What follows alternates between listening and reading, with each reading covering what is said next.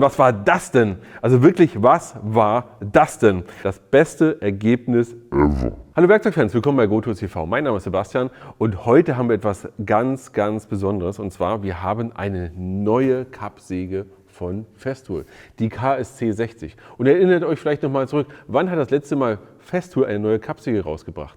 Das ist schon lange her. Ja? Festool bringt ja relativ wenig Geräte raus, denkt sehr intensiv über ihre Geräte nach und durchdenkt jede einzelne Funktion. Und deswegen haben wir heute nach langer Zeit wirklich mal eine neue Säge. Aber wie neu ist die eigentlich, die KSC 60 zur KS 60? Das schauen wir uns heute an und wir schauen uns vor allem auch mal an, wie viel Power hat so eine Akkukappsäge eigentlich. Heute geht es also um die KSC 60, die neue Akkukappsäge von Festool.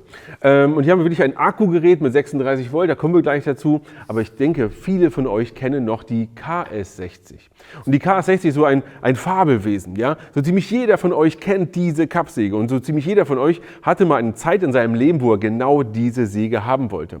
Oder sich in der Zwischenzeit inzwischen eine andere Säge gekauft hat, aus Gründen. Oder vielleicht sogar immer noch auf die Säge so ein bisschen hingeiert. Ja? Ihr kennt das ja, wenn man eigentlich genau diese eine Säge oder dieses eine Gerät unbedingt haben will. Und jetzt ist es so, dass wir wirklich beide hier auf dem Tisch haben und wir schauen uns mal an, was sind eigentlich die Unterschiede zwischen der KS 60 und der KSC 60. Jetzt wollen wir uns also die Unterschiede angucken und das ist gar nicht so leicht, denn die muss man sich eigentlich fast schon mit der Lupe hier irgendwo herbeireden bei den beiden Maschinen. Natürlich, hier ist ein Kabel dran, hier ist ein Akku, aber es gibt noch einige kleine Unterschiede. Jetzt bleiben wir aber bei den wesentlichen Dingen. Als allererstes, wie ist denn hier eigentlich der Gärungswinkel? Ja, wenn ich das Ganze hier so verstelle, das ist bei beiden 60 Grad rechts-links. Also beide können nach rechts und links entsprechend gleich schwingen bzw. eingestellt werden. Dasselbe ist es hier auch hier beim Neigen. Wir haben hier bei beiden Maschinen hier die Möglichkeit, hier nach rechts oder auch entsprechend nach links hier das Ganze einzustellen. Und das bei beiden auch exakt gleich 47 und 47 Grad. Alles dasselbe. Wir haben hier denselben Auszug, wir haben hier denselben Auszug, den wir haben. Das haben wir bei beiden genau gleich. Wir haben hier auch bei beiden die Winkelschmiege mit dabei oder beziehungsweise auch das Fach hinten für die Winkelschmiege. Alles das Gleiche. Genauso sieht es hier aus. Schauen wir uns das vielleicht mal ein bisschen im Detail an. Wir haben hier unseren Auszug zur Seite. Hier könnt ihr daran drehen. Hier und das da einstellen. Dasselbe könnt ihr jetzt hier auch machen. Moment. So, freilegen. Hier zur Seite einstellen, fertig. Und übrigens ist das hier immer noch etwas, was in ihrer Klasse wirklich fast schon seinesgleichen sucht, nämlich, es ist wirklich sehr stabil. Wenn ihr etwas ablegt, dann ist es im Vergleich zu manch anderem Gerät hier wirklich nochmal eine gute Klasse besser. Also das hier alles gleich geblieben.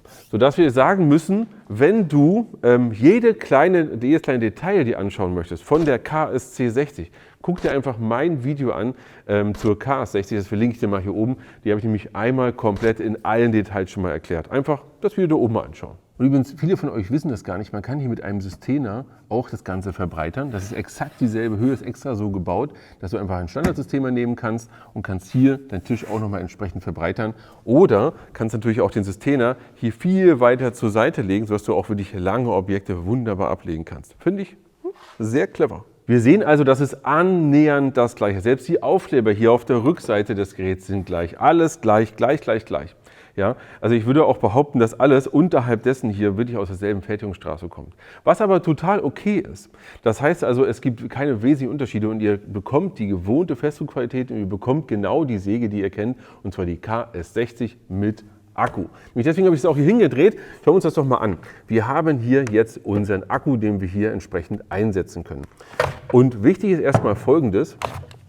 Ja, wir haben ja hier jetzt unseren Motor hier unten drunter.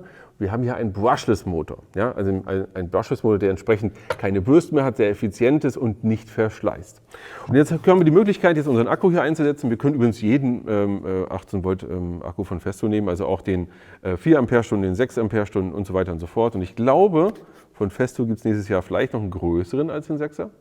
Auch den könnt ihr entsprechend einsetzen. Machen wir das Ganze mal. Setzen jetzt einen Akku ein und werden Folgendes merken.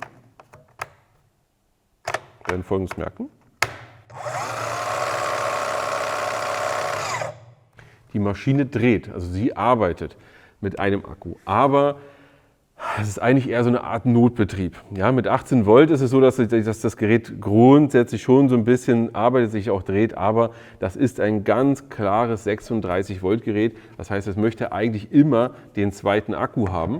Ja? Und der Einakkubetrieb ist eigentlich nur dafür da, um zur Not vielleicht noch mal etwas zu Ende zu arbeiten, aber nicht, um damit produktiv zu sein. Jetzt haben wir mal 2 Akkus drin und jetzt wirst du sehen, ja, das ist was ganz anderes, was da passiert. Und jetzt machen wir Folgendes, wir drehen das jetzt mal auf volle Leistung.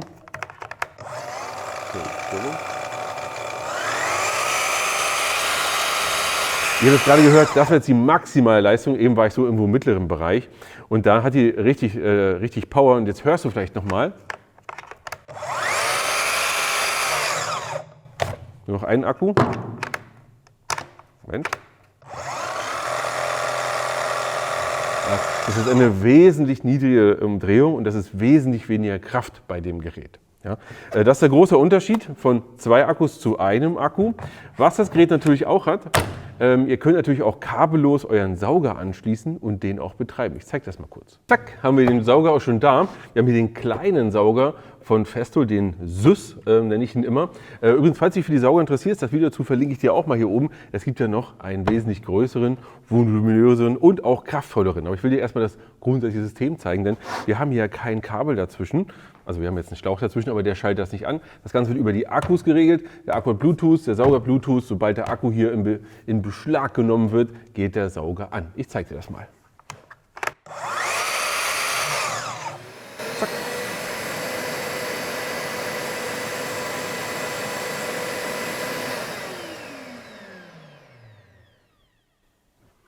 Du siehst auch, wir haben hier noch einen Nachlauf dabei, was übrigens beim Sauger auch dabei ist, ist hier nochmal eine Fernbedienung. Ich könnte es also auch mit der Fernbedienung einschalten.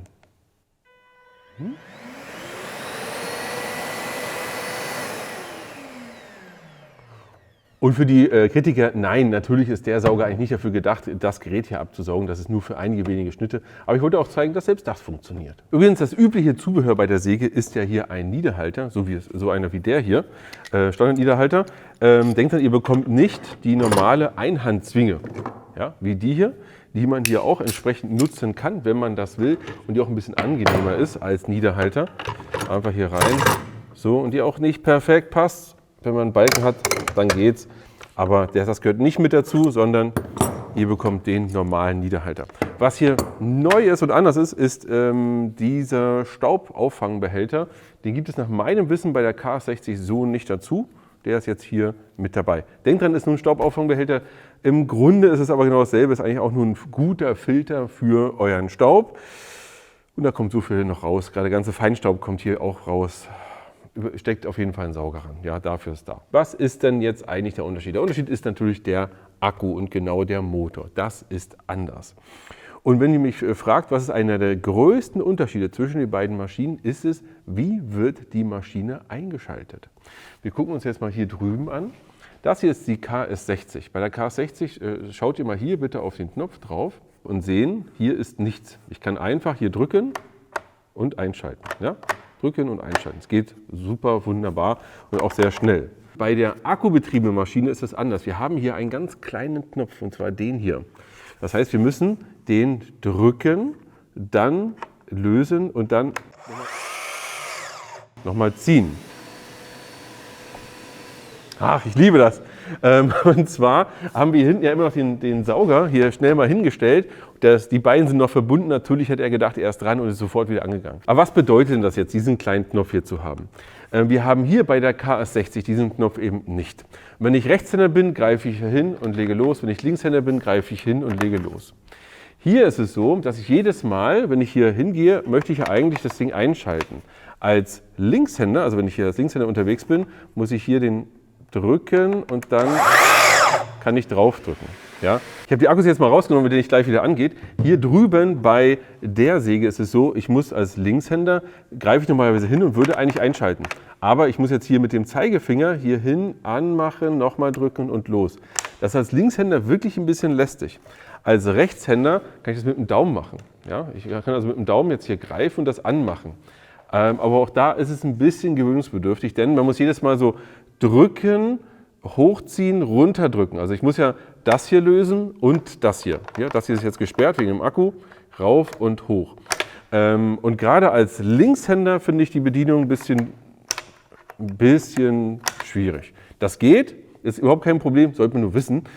Trotzdem ist es immer noch so, dass bei der KS60 es wunderbar mit beiden Händen nutzbar ist. Überhaupt kein Problem. Aber wir haben ja ein paar mehr Schnitte gemacht. Am besten kommen wir doch jetzt gleich dazu, denn wir haben jede Menge Schnitte mal ausprobiert, und zwar 40 Schnitte. Und wollten mal sehen, wie gut sägt die Säge eigentlich. Und ich würde sagen, das gucken wir uns jetzt mal an.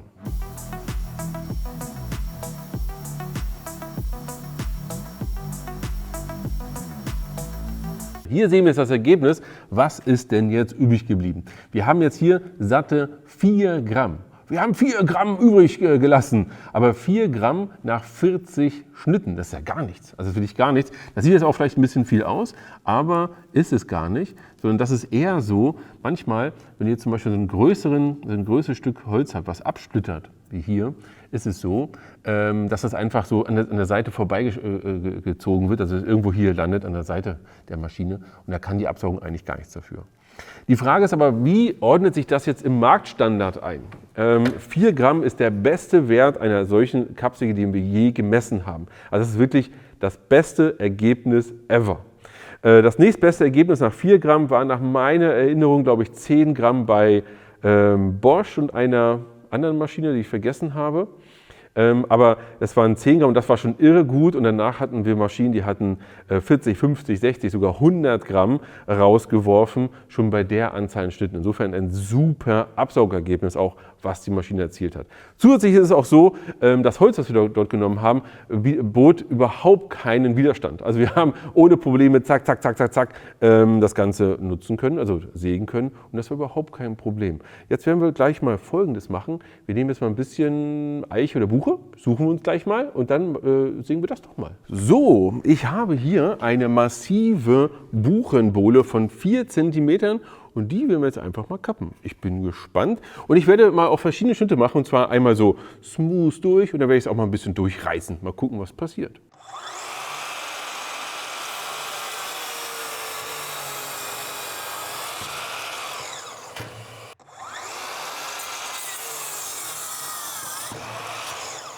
Mann, oh Mann, oh Mann, was war das denn? Leute, was war denn da los? Also wirklich, was war das denn? Wir haben eben gesehen, wie wir unsere massive Buche hier gesägt haben. Und das ging ohne, ja, das ging wie ratzfatz, als wenn wir hier ein Laserschwert hätten und sind einfach nur so durchs Holz durchgegangen. Beim ersten Mal, beim vernünftigen Sägen, war es wirklich so, dass ich keinen Unterschied spüren würde zwischen Weichholz und Hartholz. Also es ging ganz normal zack durch, als wenn es Kiefer oder irgendwas anderes gewesen wäre. Wahnsinn. Als ich dann das aber falsch benutzt habe, ganz wichtig, ich habe das nicht richtig gemacht, und bitte macht das so nicht nach. Das heißt, ihr geht bitte nicht rein und hackt da wie ein Bescheuerter in dem Holz rum mit eurer Säge. Ich wollte auch mal sehen, was sind denn die Grenzen? Wann hört sie auf? Wann will sie nicht mehr? Und ich habe wirklich runter und gedrückt wie so ein Ochse. Und was passiert? Nix. Ja, sie hat einfach durchgesägt. Klar, das Blatt ist noch neu, aber hat wunderbar funktioniert. Also insofern, Kraft hat die auf jeden Fall. Es gibt aber noch einen wichtigen Unterschied zwischen der KS60 und der KSC60. Und das ist der Preis. Übrigens, falls ihr euch für die Geräte interessiert, es gibt beide Geräte in verschiedensten Zusammenstellungen. Als normal, als Basic, als Set, hier mit Akkus, ohne Akkus und so weiter und so fort. Mit Untergestellten, alles drum und dran. All das findest du unten in der Videobeschreibung im ehrlichen Preisvergleich. Wie immer. Aber was ist der Preis eigentlich? Hier bei der KS60 haben wir aktuell einen Straßenpreis von so rund 650 €. Bei der KSC60, also unserer Akku-Variante, haben wir einen Preis von so etwa 850 €, also etwa 250 € mehr. Bedenkt aber bitte Folgendes: Der Preis gerade eines Neugeräts kann sehr stark fluktuieren nach oben oder unten. Schau deswegen unbedingt mal in den ehrlichen Preisvergleich und schau doch mal rein in die Videobeschreibung, ob das noch der aktuelle Preis ist. Also wir haben hier etwa 250 € nochmal auf der Maschine obendrauf. Im Solo-Bereich, ja, also ohne Akkus, ohne alles. Wenn du das als Set kaufst mit entsprechenden 5,2 Ampere-Stunden Akkus, dann hast du 4 Akkus, einen Doppellader und einen Koffer noch mit dabei. Dann sind wir schon bei einem Preis von rund 1.150 € für diese Säge, also im Komplettpaket. Ergo, wenn du noch gar nicht im Festool-System unterwegs bist, dann musst du hier schon wirklich tief in die Tasche greifen, ja, mit 1.150 €. Wenn du aber schon Akkus hast, ja, wie diese, dann kannst du dort entsprechend natürlich schon für 850 € hier in das System einsteigen. Bitte bedenkt, dass ihr immer 2 Akkus braucht und nicht mit einem auskommt, weil ihr habt gemerkt, mit einem Akku geht es dann wirklich nur mit begrenzter Power voran. Ich habe versucht, auf der Festool-Seite oder in irgendwelchen Dokumentationen nachzulesen, wie schnell das Sägeblatt denn noch dreht. Wir haben es bis zum Zeitpunkt des Drehs nicht rausbekommen. Wenn wir das noch rausbekommen, wie viel Umdrehung die Säge nur hat, mit nur 18 Volt, schreiben wir das unten in die Kommentare und liefern das nochmal nach. Ich bin gespannt, was ihr sagt, was ihr in die Kommentare schreibt. Soll ich vielleicht mal einen großen Akku-Kappsägen-Test machen nochmal, jetzt wo die KSC 60 raus ist? Wir lesen uns in den Kommentaren und für euch rein an die Kappsäge und bis zum nächsten Mal.